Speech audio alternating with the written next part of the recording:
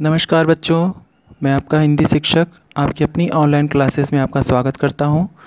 आज आप वसंत भाग 2 की पाठ संख्या 1 हम पंछी उन्मुक्त गगन के बारे में अध्ययन करेंगे। तो इस कविता के रचयिता कौन हैं? श्री शिवमंगल सिंह सुमन जी। शिवमंगल सिंह सुमन जी ने इसमें पक्षियों के मन की व्यथा को व्यक्त किया है।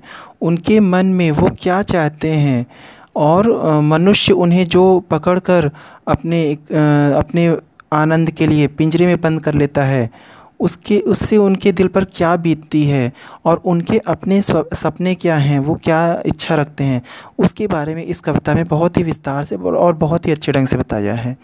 तो इसको पढ़ने के बाद हमें लगता है कि हम सभी ये जान जाएंगे कि हम जो पक्षियों को पाल कर पिंजरे में बंद करते हैं वो कितना गलत काम है। वो उनकी स्वतंत्रता छीनने के साथ साथ उन्हें बिल्कुल अंदर से उनके सारे सपने तोड़ डालता है। हाँ, वो क्या चाहते हैं और किस तरह जीना चाहते हैं उसको आप इस कविता के माध्यम से जानेंगे। तो चलिए चलते हैं कविता की ओर। हम पंछी उन्मुक्त गगन के पिंजरबद्ध न गा पाएंगे, कनक तीलियों से टकराकर पुलकित पंख टूट जाएंगे। हम बहता जल पीने वाले मर जाएंगे भूखे प्यासे, कहीं भली है कटुक निंबौरी कनक कटोरी की मैदा से। कवि कहते हैं कि वो पक्षी जो पिंजरे में बंद हो जाते हैं वो क्या कह रहे हैं कि हम पंछी उन्मुक्त गगन के, उन्मुक्त मतलब खुले हुए, गगन मतलब आकाश, हम खुले हुए आकाश के पक्षी हैं, खुले आसमान के पक्षी हैं, अर्थात खुले आसमान में उड़ने वाले पक्षी हैं और पिंजरबद्ध न गा पाएंगे। पिंजरबद्ध मतलब पिंजर मतलब पिंजड़े, बद्ध मतलब बंद होकर के, पिंजड़े में बंद होकर के हम नहीं गा पाएंगे, अर्थात खुश नहीं रह पाएंगे। गाता कब है व्यक्ति? जब वो खुश होता है। तो पक्षी कहना चाहते हैं कि हम तो खुले आकाश में उड़ने वाले, उन्मुक्त गगन में रहने वाले पक्षी हैं, खुले आकाश में रहने वाले पक्षी हैं, हम पिंजरे में बंद होकर के खुश नहीं रह पाएंगे। कनक तीलियों से टकराकर पुलकित पंख टूट जाएंगे। और जो हमें पिंजरे में बंद करेंगे आप, तो जो कनक उस पिंजरे की जो तीलियां हैं, उस सोने के, चाहे आप हमें सोने के पिंजरे में बंद की हो, तो वो जो सोने के पिंजरे की जो तीलियां हैं, जब हम उसमें उड़ने का बार बार प्रयास करेंगे तो उससे हमारे पंख उन तीलियों से टकरा टकरा कर क्या होंगे, ये जो हमारे पुलकित पंख हैं, अर्थात उड़ने के लिए बिल्कुल उत्सुक हैं, खुश हैं, बिल्कुल उड़ने के लिए खुश जो हमारे पंख हैं, पुलकित हैं, वो सब क्या हो जाएंगे, वो टकरा टकरा कर टूट जाएंगे, अर्थात हम अपने उड़ने की क्षमता खो बैठेंगे। फिर आगे कहते हैं हम बहता जल पीने वाले मर जाएंगे भूखे प्यासे। हम तो बहता जल पीने वाले हैं, बहती नदी का जल, तालाबों का जल, अर्थात प्रकृति का से हम खुद ही प्रकृति का जल पीने वाले पक्षी हैं। और हम इस तरह पिंजरे में बंद रहेंगे तो क्या होगा, हम तो भूखे प्यासे ही मर जाएंगे, क्योंकि हमें वहाँ पे तो ऐसी आज़ादी मिलेगी नहीं। और कहीं भली है कटुक निंबौरी कनक कटोरी की मैदा से। और यदि हमें कनक कटोरी, हमें पिंजरे में रखकर सोने की कटोरी में मैदा अर्थात बढ़िया अच्छे अच्छे खाने के सामान दिए जाएं, उससे कहीं भला हम स्वतंत्र रहकर कटुक निंबौरी अर्थात कड़वी नीम के फल को खाना पसंद करेंगे। पक्षी कहना चाहते हैं कि हम बंद पिंजरे में सोने की कटोरी में मैदा खाने से, अर्थात अच्छे अच्छे पकवान खाने से बेहतर कड़वी नीम के फल खाना पसंद करेंगे, लेकिन स्वतंत्र रहना चाहेंगे। स्वर्ण श्रृंखला के बंधन में अपनी गति उड़ान सब भूले, बस सपनों में देख रहे हैं तरु की फुनगी पर के झूले।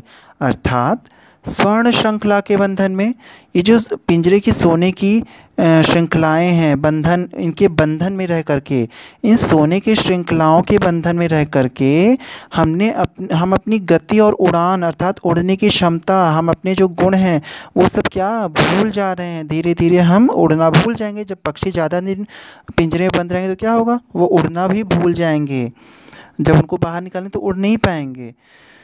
इस तरह से आगे वो कहते हैं बस सपनों में देख रहे हैं तरु की फुनगी पर के झूले। और तरु मतलब पेड़ों की, फुनगी मतलब ऊपरी हिस्सा, पेड़ का जो सबसे ऊपरी हिस्सा होता है वो क्या होता है, एकदम पतला होता है, और जब पक्षी उस पर बैठते हैं तो वो हिलने लगता है, तो वो उनके लिए एक झूले का काम करता है और वो उन्हें बहुत अच्छा लगता है।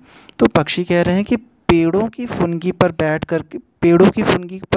बैठकर झूला झूलने की जो हमें अच्छा लगता है वो सिर्फ हमारे अब सपनों में ही रह गया है, अर्थात हम सिर्फ उसके सपने ही देख सकते हैं, वो हकीकत में नहीं हो सकता। क्यों? क्योंकि हम तो पिंजरे में बंद हैं।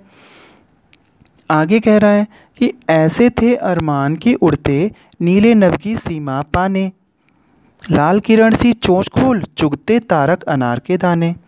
हमारे क्या अरमान थे, हमारे क्या सपने थे। अरमान मतलब हमारे सपने, हमारी इच्छाएं, हमारे सपने ये थे कि हम नीले नभ की सीमा पाने, उड़ते ऐसे कि हम नीले नभ की सीमा पाते, अर्थात ये जो नीला नभ है, नभ मतलब आकाश, ये जो नीला आकाश है इसकी सीमा यानी अंतिम छोर तक हम उड़ते जाते। हम स्वतंत्रता पूर्वक जब रहते तो हम इतना उड़ते कि इस नीले आकाश की अंतिम सीमा तक जाते। और लाल किरण सी चोंच खोल चुगते तारक अनार के दाने, और ये अपनी लाल रंग की छोटी सी चोंच खोल करके क्या करते, उस छोटी सी चोंच से हम तारक अनार, अर्थात तारक मतलब तारे के समान छोटे छोटे चमकदार अनार के दानों को चुगते। आगे कह रहे हैं वो पक्षी कि होती सीमाहीन क्षितिज से इन पंखों की होड़ा होड़ी, या तो क्षितिज मिलन बन जाता या तनती सांसों की डोरी। आगे पक्षी कहते हैं कि होती सीमाहीन, इस सीमाहीन क्षितिज से, क्षितिज जानते बच्चों, क्षितिज मतलब होता है जब हम किसी खाली जगह पर खड़े होते हैं जहाँ कोई पेड़ पौधे घर ना हो, वहाँ जब हम काफ़ी दूर हमारी नज़र जाती तो ऐसा लगता है जैसे आसमान धीरे धीरे आगे जाकर झुक गया है और पृथ्वी से वो टच हो गया है, अर्थात छू रहा है, अर्थात पृथ्वी और आसमान एक जगह से मिलते से नज़र आते हैं। लेकिन ऐसा होता नहीं है, वो सिर्फ हमें ऐसा नज़र आता है। तो इसलिए हम जब भी जितना आगे बढ़ते जाएंगे वो क्षितिज उतना ही आगे बढ़ता जाएगा, हमें नज़र लगेगा अभी और आगे है। तो उसका क्या है, उसकी कोई सीमा नहीं है, उसका कोई अंत नहीं है। तो वही पक्षी कह रहे हैं कि होती सीमाहीन क्षितिज से, अर्थात इस अंतहीन क्षितिज जिसका कोई अंत नहीं, उस क्षितिज को पाने के लिए, उस क्षितिज तक सबसे पहले पहुंचने की हम सब में क्या होती, हम सारे पक्षियों में हमारे साथियों के साथ हमारी होड़ा होड़ी यानी एक प्रतिस्पर्धा होती, एक दौड़ होती। और उस दौड़ में क्या होता, या तो क्षितिज मिलन बन जाता या तनती सांसों की डोरी, या तो वो क्षितिज हमारा मिलन बिंदु बन जाता अर्थात हम क्षितिज तक पहुंच जाते, और या फिर उड़ते उड़ते हमारी सांसें क्या होती, तन जाती हैं, अर्थात बहुत हम हाँफने लगते, अर्थात हम हो सकता है कि हम उड़ते उड़ते थक जाते बहुत ज़्यादा। ठीक है, तो या तो हम क्षितिज को पा लेते या फिर हम हाँफने लगते उड़ते उड़ते और थक करके बैठ जाते। फिर क्या होता, नीड़ न दो चाहे टहनी का आश्रय छिन्न भिन्न कर डालो, लेकिन पंख दिए हैं तो आकुल उड़ान में विघ्न न डालो। नीड़ मतलब घोंसला।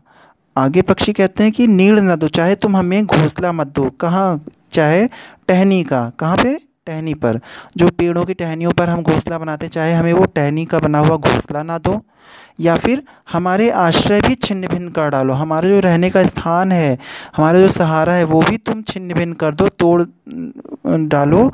लेकिन यदि हमें पंख दिए हैं तो हमारी आकुल उड़ान, जो हम उड़ने के लिए, हमारी उड़ान जो हम उड़ने के लिए परेशान हैं, उस उड़ान में विघ्न यानी बाधाएं न डालें, हमें इस तरह से पिंजरे में बंद करके हमारी स्वतंत्रता न छीने, बल्कि हम तो उन्मुक्त गगन के पक्षी हैं, तो हमें खुले हुए आकाश में उड़ने की स्वतंत्रता दी जाए। आशा करता हूँ कि आपको समझ में आया होगा। अगली पार्ट के लिए नेक्स्ट वीडियो मिलेंगे, तब तक के लिए धन्यवाद।